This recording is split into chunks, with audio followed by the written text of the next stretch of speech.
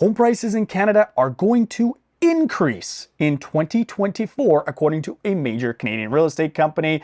We're going to be talking about this forecast here. This is the weekly news recap here on Bald Prairie Real Estate. My name is Matthew Pfeifer, real estate agent in Regina, and normally my trusted assistant Matilda will be there, but she's at the groomers today. This is where I go through the week's most interesting Canadian real estate related news topics, give you my thoughts and opinions on it. So we'll be going through that forecast from Royal LePage, what's going on in rents in Canada, the newest rent report from rentals.ca is out, and a whole bunch more. But before we do that, let's get another one of my terrible bad dad jokes here. Why was the jalapeno shivering? Because he was a little chilly. If you have a terrible joke that I can use in a future episode, put it in the comments below. Let's get into this week's real estate news. First, let's talk about mortgage rates, because the Canadian Mortgage Trends website is talking about mortgage rates being under 5% fairly soon. Now, before we dive into this, we got to talk about what drives interest rates in Canada, because there's two major things. The first is the Bank of Canada, of course. What they set their rate at drives variable rate mortgages. But when it comes to fixed rates, that goes by what's going on in the bond market. So keep track of the Canada 5-year bond, and that gives you a good indication what's going on with 5-year fixed rates. Right now, at the time of recording, that's about 3.2, 3.3%. This is the lowest it's been in a really long time, and it dropped substantially after the US federal government, or Federal Reserve, sorry, came out and said that they're planning on cutting interest rates next year. Right that day, the bank or the 5-year bond dropped like 20 basis points almost instantly. When it comes to 5-year fixed, that is typically about 1.5% higher than what the bond rate is at. So if it's at 3.3%, you're very likely going to see 5-year rates not only below 5%, but potentially closing in on 4.5%. Now, we don't know what's going to go on in the bond market. It's been going all over the place recently, but generally where the bond market goes, so do fixed rates. Now, you have to remember, you take the elevator on the way up and then you take the stairs on the way down, meaning that rates will usually go up much faster than they will come down. We've seen this pretty much as soon as the bond rate go up, you'll see fixed rates go up. But we are starting to see lenders offering mortgage rates below 5% at the time of this recording, and they look like they're going to continue to trend down if the bond market continues in this direction. Next up, we're talking about mortgage deselection. So I thought this was a really interesting article, and basically talking about what happens if your current lender that you have your mortgage with says, I don't want to lend you money anymore. Well, that can happen, although it is pretty rare. So if you are up to date on your mortgage, you've been paying it the whole time, no issue with late payments, anything like that, it's highly unusual that a lender will actually flat out decline renewing your mortgage. Generally, they'll just send a letter, say, would you like to renew? Sometimes the lender will not send any sort of renewal. That's pretty rare. Now, when they will send that, of course, if somebody's been missing payments and things like that, they may choose not to take that borrower back on, and that makes obvious sense. But if they're really not overly happy with that current borrower, even if they have been making all their payments, generally what a lender will do is they will offer renewal, but they'll offer it at a really high interest rate that obviously isn't something that that borrower is going to want to take on, and then they will go to a different lender. And really, what the bank is doing in this situation is they may not like that lender for whatever reason, or that borrower, sorry, whether it's the risk that they feel this borrower now has, maybe they don't like the property anymore, it's upside down on the mortgage, they're worried about default, things like that. So they're not going to give a flat out no, they'll just give a mortgage renewal rate that makes absolutely no sense, and that person will then go and take that mortgage somewhere else, and that bank then can just kind of wipe their hands of that mortgage and reduce that risk portfolio or whatever that client that they didn't like it has on their file, and now they're done with it. This is an article out of BNN Bloomberg talking about 𝗬𝗏 not making any changes to the stress test. Quick refresh on the stress test here. This was put in 2018 when the expectation interest rates were going to rise in coming years. And the idea was that borrowers had to prove they could pay higher interest rates than what were offered at the time. So the stress test qualification rate, which has changed a bunch of times, but currently is 5.25%, or you have to qualify 2% higher than your quoted interest rate, whichever is higher. So if you have an interest rate of 2%, not that long ago that was an option, you had to qualify at 5.25% because that was higher. Now obviously we have interest rates for the most part that are higher than 5.25%, although those 5-year fixed are starting to trend down below 5. So you have to qualify on 2% higher than your quoted interest rate. So you're probably qualifying on a 5-year fixed right now, somewhere around 7%, 6.5%, 7%. And then if you're on a variable, well, then you're qualifying at probably 8 or 8.5%. And going into this year, there was some speculation that possibly the stress test was going to be modified or changed. Every year, OSFI looks at the qualification rate, decides whether they're going to increase or decrease that rate. Basically, what's come out is OSFI is not making any changes. The mortgage qualification will stay the same, 5.25% for that stress test rate, or 2% higher than your quoted rate, whichever is higher. The one change that has been made this year was what happens on renewals. Previously, everybody kind of thought this was the rule, myself included, that when you were requalifying or renewing, with your existing lender, you didn't have to stress test. But when you moved that mortgage to another lender, you had to stress test. This was actually clarified a couple of months ago that that is not the case. It is not a requirement. Now, lenders can choose to still apply the stress test. It will be up to their discretion. The government of Canada has been kind of pushing to say no, lenders will not make anybody stress test, but right now that's not legislation. Lenders do not have to apply the stress test. They may choose to do so when somebody is renewing with a different lender. Now let's talk about the government's new wartime housing plan.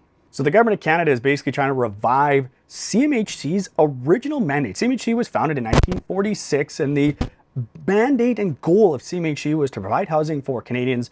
So what they were really focused on doing was providing housing for war vets. So they were getting houses built and helping get all this off the ground because there were a lot of people that were needing housing. So the government's kind of gone back to that, but not really. They're calling it this wartime effort. We do have a housing crisis in Canada, and this is what they're going to do to address things. But instead of focusing on getting houses built or providing lower priced loans, etc., no, they're just going to provide pre-approved blueprints. Yeah, that's not the problem in Canada right now, is a lack of blueprints. The bigger issue in Canada is the lack of the slow approval process, how expensive it is to actually build a house, and then all the taxation and fees that go along with actually getting houses built. Now, the federal government has started to take some steps. They've removed the GST on purpose-built rentals. Unfortunately, nothing else is applicable to this. I truly think that this should be removed on all residential properties, and purpose-built rentals are a great thing, but again, we need more houses in general, so I'd like to see that. But how about addressing things like land transfer taxes or development charges? And these are massive. Typically, the taxes and fees add about 25 to 35% onto the cost of a new construction build. That obviously is substantial, but Canadian governments of all levels and all stripes have become addicted to that cash. It's something they use to balance the books now. Now, part of me also thinks that this is kind of a setup for what's coming in the future. And I wouldn't be surprised if we see an announcement in the coming future, and this is just speculation, I got no inside sources on this, that all of a sudden now you can get cheaper loans or maybe grants available to people looking to buy their first home. I think this is going to be offered to first-time home buyers. And it's only going to be with these approved plans through CMHC. Again, this is just speculation and a guess only, but I could see the government doing something like this maybe in the future. Now, I've got the most updated rentals.ca rent report looking at the price of rent across Canada. According to rentals.ca, the average rent in Canada, $2,174. That is an 8% increase year over year. Most of the year we've been seeing nearly double-digit increases, so we're back down to single digits, although that's still significant. And then month over month, we saw a 0.2% increase in that rent. Now, that's a little bit unusual because typically this time of year, in the fall and into the winter, you're seeing the cost of rent start to drop a little bit, and then it picks back up in the spring. The most expensive province to rent in Canada, BC, $2,582 a month. Ontario was a close second, $2,513 a month. When it comes to the cheapest province in Canada to rent, right here, Saskatchewan, $1,215 a month. And Alberta has actually seen the largest year-over-year increase so far at 16%. That's surprising. We've seen rents skyrocketing in Alberta. A lot of people looking to move to Alberta. We've also seen prices increase quite a bit there as well. As I do with all of these news articles, I will link this one below so you can check it out, because rentals.ca does a great job breaking things down, going city by city and then different property types, bedrooms, etc. So you can see exactly what's going on and the price of rent in your city. Now let's talk about Royal LePage's 2024 forecast. First, I want to set the stage and talk about a few things before we get into this Royal LePage 2024 Canadian real estate market forecast. First off, please do not base your buying decision, whether you're going to buy a house or not, on a forecast coming true. Whether it's my forecast, and I will be doing a forecast video in a couple of weeks here, that's probably going to be out in January, and whether it's another real estate company, Royal LePage, REMAX, etc., economists, banks, other YouTubers you watch, just please do not base your buying decision on that forecast coming true, because you don't have a plan to buy a house then. You have a hope or a dream of something coming true. That's not a great way to go about buying a house. You buy a house when it makes sense for your personal situation. That's the most important thing. So please don't base it on these forecasts. Take them with a grain of salt or for entertainment purposes. Now, let's quickly kind of look back, rewind, because Royal LePage does these forecasts and they update them every single quarter. Let's rewind to December 2022. The Royal LePage forecast for the Canadian real estate market in 2023 was that year over year, home prices would be down 1%. And I saw a lot of people laughing, saying this forecast was ridiculous. Royal LePage is just trying to pump the market. They have no idea what they're talking about, or they're lying to you.